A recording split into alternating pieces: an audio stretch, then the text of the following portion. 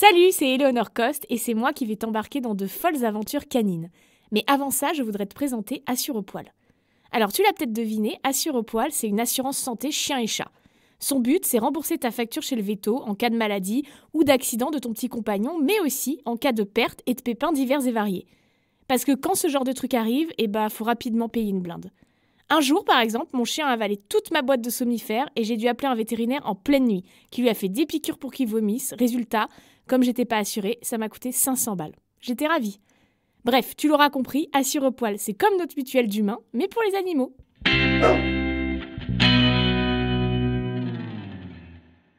Coucou la petite compagnie d'auditeurs et d'auditrices, et bien aujourd'hui avec ma pouille, nous allons à la rencontre de Bérangère et Joe. Joe le cocker, Bérangère Krief. Donc si vous ne la connaissez pas, Bérangère, elle est humoriste, actrice, autrice, elle fait plein de choses, elle est formidable, elle est très drôle. Et donc nous sommes aujourd'hui au bois de Vincennes pour les rencontrer, et je crois qu'elle a rencontré Joe il y a très peu de temps. Je suis très curieuse de savoir comment elle mêle sa vie professionnelle et sa vie de maîtresse de toutou.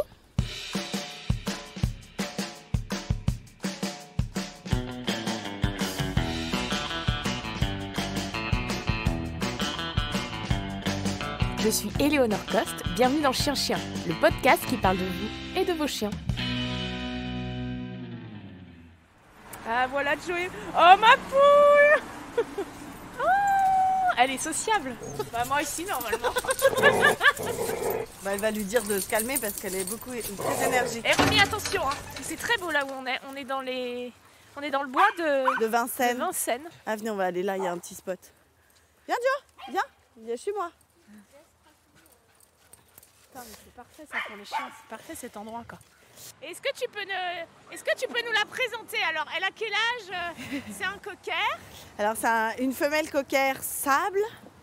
Elle a eu 1 an le 26 octobre. Et je l'ai eu l'année dernière le 24 décembre. Mais c'est mon premier chien solo. Elle est très joyeuse et elle est très drôle. Pourquoi elle est drôle? En tout cas, elle est très enthousiaste. Ça c'est clair qu'elle est très enthousiaste. Très sociable. Et tu vois, quand il y a d'autres chiens qui viennent chez elle et qui jouent avec ses jouets, elle les laisse, elle les regarde, elle est contente d'avoir des amis. Et alors comment tu fais en termes d'organisation du coup avec ton boulot? Parce que tu es au théâtre, tu joues très souvent là en ce moment. Quand je joue, c'est plus simple, je l'emmène. Tu l'emmènes? Elle reste dans ma loge. Et ça va, elle est ok de rester toute seule? Ouais, autant elle aboie quand elle fait la balade, mais depuis petite, elle m'a jamais fait de bêtises. Je suis hyper fière de ça. T'as pas fait des merdes dans les loges ou sur scène? Si, ça, elle faisait caca, tout ça. Oui, des scènes de crime horribles en retour de scène. Mais elle mange pas les fils électriques, elle mange pas les chaussures. Ah oui, ça va, d'accord. Elle te détruit pas des trucs. Le plus qu'elle peut faire, c'est détruire un mouchoir. Donc, si tu veux, on n'est pas sur un crime. Et quand t'es en tournage alors? En tournage, c'est plus compliqué parce qu'il y a des endroits où il n'y a pas de loge. Il y a des gens qui veulent pas de chiens surtout. Oui, j'ai tourné là cet été. On tournait dans une base nautique. Et en fait, j'avais mon chien et Lola Devers aussi, la comédienne. Ah oui, j'ai vu qu'elle en avait un et elle aussi. en a un. Et donc Patty et Joe, on les a mis ensemble dans un endroit. Mais ils n'étaient pas super chauds pour les chiens. Ah oui. Et puis à un moment, on est parti tourner, on est revenu. Et ils les avaient accrochés dehors comme des... Non. Des détenus. Parce qu'il y en a une des deux qui a fait pipi, on ne saura jamais laquelle c'est. Et du coup, elles étaient les deux comme ça. Elles étaient punies dehors. Ça va, Majo? Oui. Je crois que là, c'est par là. Ouais. On peut se rediriger tranquillement.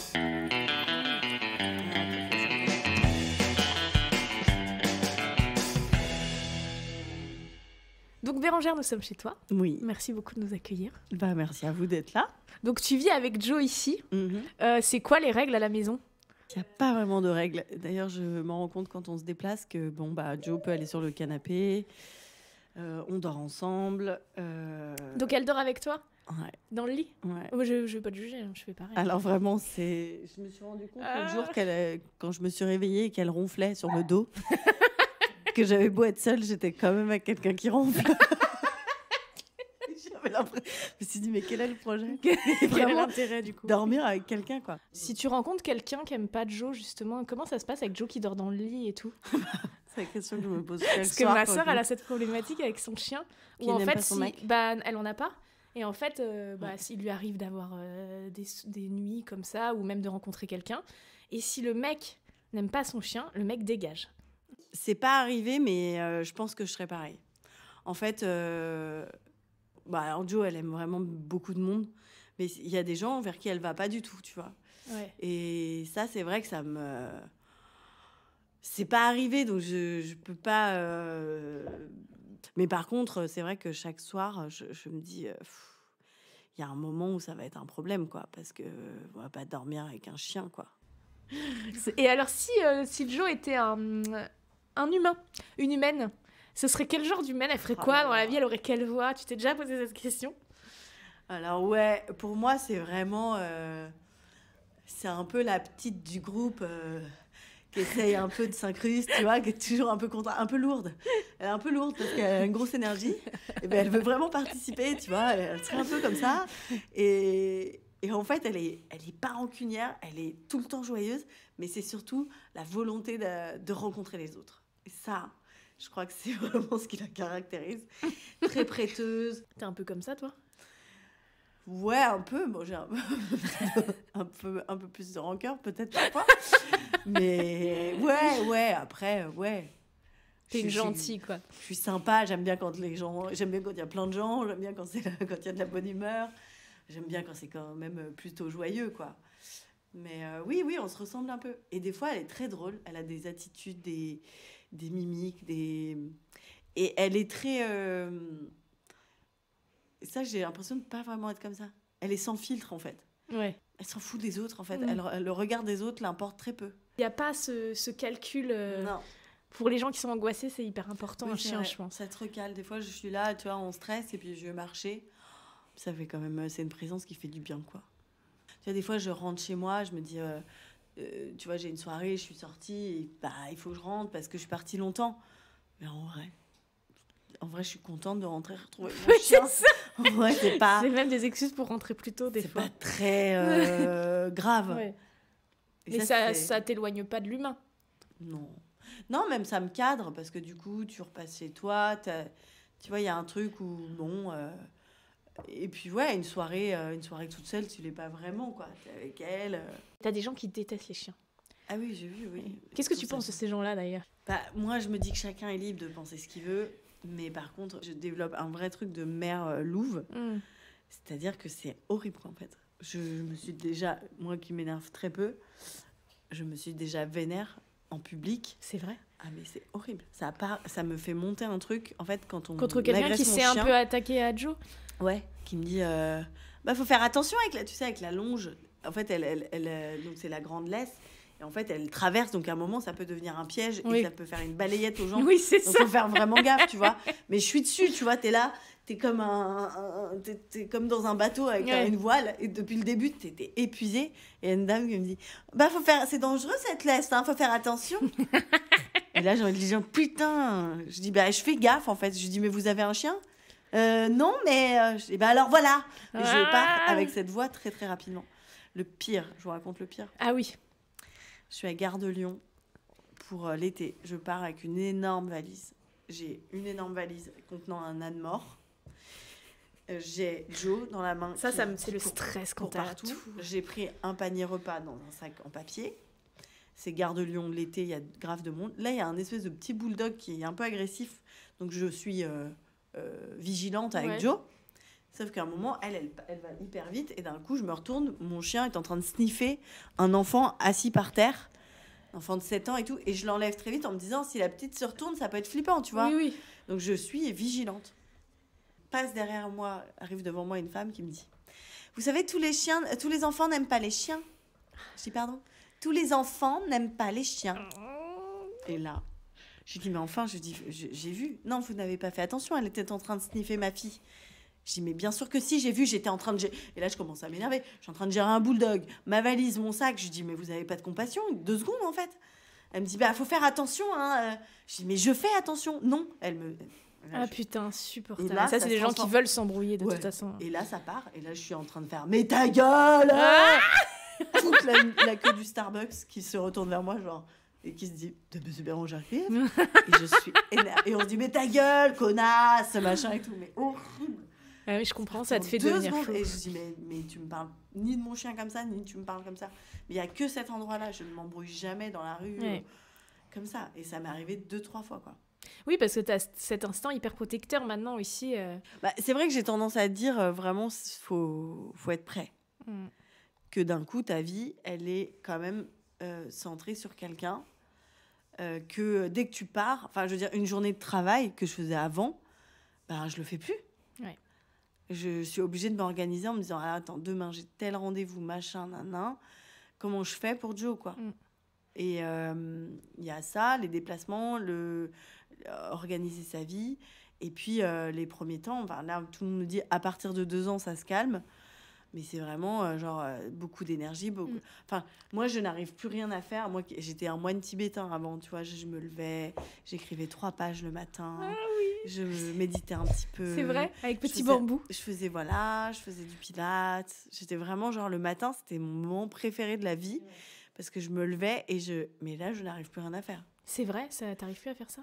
En fait, il faut être prêt. Mais est-ce qu'on l'est jamais? Mais faut un peu se préparer quand même à se dire que Voilà. ça va être une Je grosse pense que charge t'es pas d'amour. prêt, mais se préparer. Se dire que voilà, ça va être... C'est un moment, après, tout change, quoi. Tu ne peux plus faire sans elle. Mm. C'est ça, le truc. C'est que tu ne peux plus imaginer ta vie sans. Ouais. Et ça se gère, en fait, très bien. Parce qu'au final, c'est pas des vrais efforts. Je veux dire, je suis pas dans le sacrifice. Ouais. Mais au quotidien, alors après, c'est comme tout. Hein. Il y a des bons et des mauvais côtés. Je veux dire, les bons côtés, c'est t'as quelqu'un qui est joyeux, tu vas te balader, le matin, c'est génial. Moi, j'adore l'emmener, rencontrer des gens, etc. Enfin, ça, c'est super. Et puis, tu as le côté, je dois toujours m'en occuper, ça s'arrête jamais. Et puis, l'inquiétude, le stress, le machin. Comme le mini AVC qu'elle m'a fait l'autre jour dans la rue. Quoi? Ça, faut être C'est-à-dire? prêt à ça. C'est quoi ça? On rentre, journée harassante, je la récupère de la dog-sitteuse, j'arrive du métro, j'ai plus de batterie, je dois aller dans un bar, recharger mon portable, il pleut, j'en ai ras-le-bol. Et je la récupère et je la trouve bizarre. Et je la trouve hyper excitée, mais bizarre, plus que d'hab. Et quand je quitte la dog-sitteuse, je descends dans le métro, elle aboie genre trop bizarre. Je me dis, un peu intuitivement, je me dis... C'est ce que font les gens qui font un AVC, non? C'est vrai, tu t'es dit ça? Ouais, je me suis dit ça. Je me suis dit, c'est vraiment le, Ouais, la personne qui fait le comportement qui change d'un coup. Oui, et tu dis, mais je reconnais pas cette personne. On avait un arrêt de métro, on sort du métro, on marche, elle est pareille, elle est folle et tout.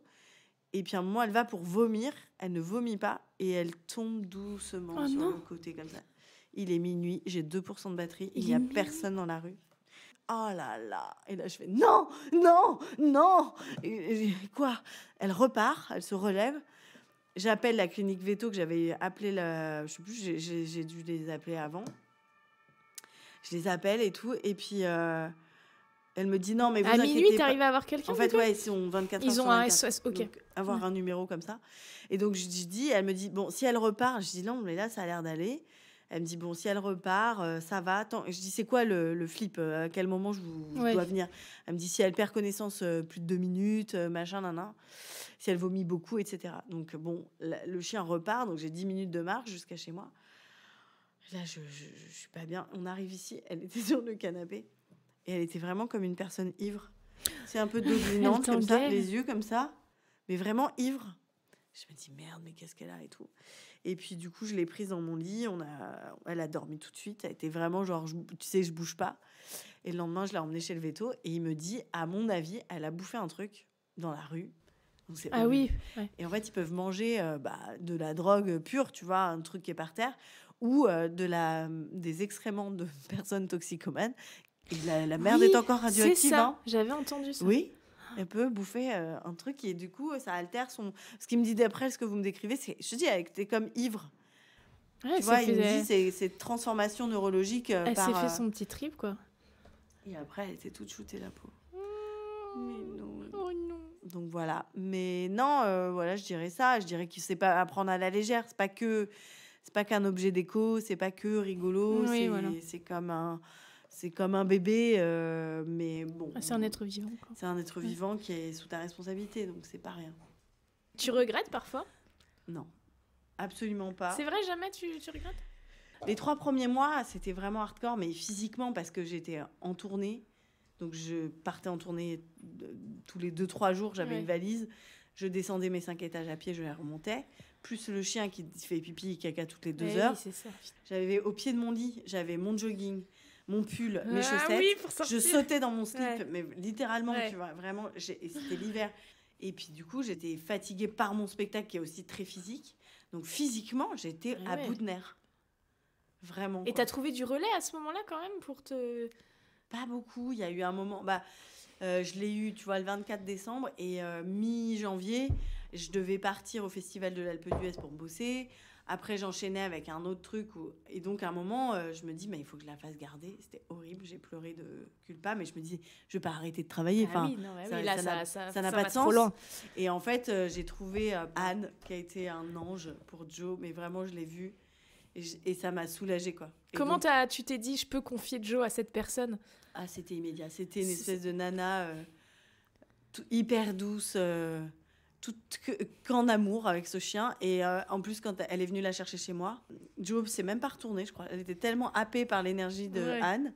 Et elle m'envoyait des photos. Elle avait tout plein de jouets. C'était une espèce de paradis du chien là-bas. Elle avait que des trucs moelleux et tout.